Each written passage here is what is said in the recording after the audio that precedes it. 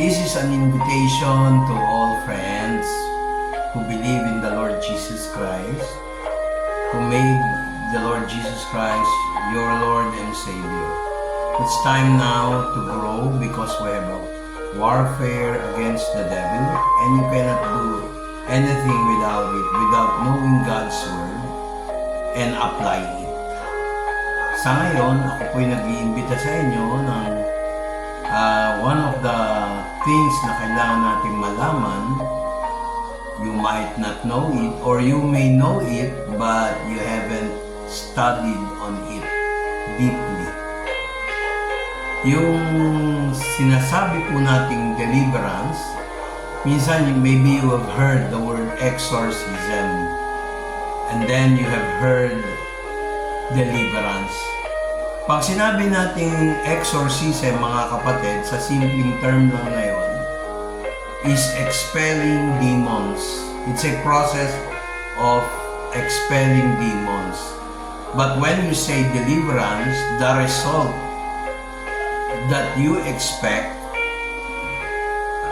when you expel demons.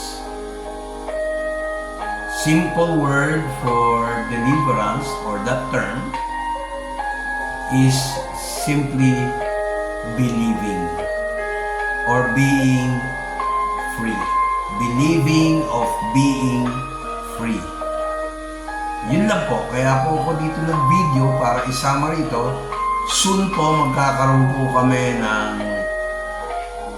workshop. Kaya ako sinabing workshop kasi it's doing what God wills. Tungkol sa fundamentals of deliverance, advanced deliverance, at doon si advanced deliverance kasama na po yung updates. So marami pong churches ang tumatayo sa deliverance at tumatayo din po sa Panginoon, sa teachings ng Panginoon, mga bagay na hindi nyo pa narinig. Yun lang po. So according to His grace, God has given us power. God has given us salvation. Because of His love, hindi na kontento ang Diyos. Dahil remember, ang mga demons or devils o mismo si Satanas, hindi po pwede maligtas sa puot at galit ng Diyos. Unless you are unbeliever, you reject the Word of God, hindi po para sa inyo itong deliverance.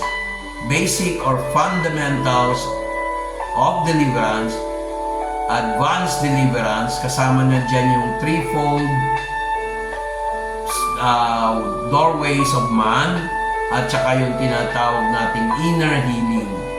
But remember, inner healing does not defy principles of psychology and sociology.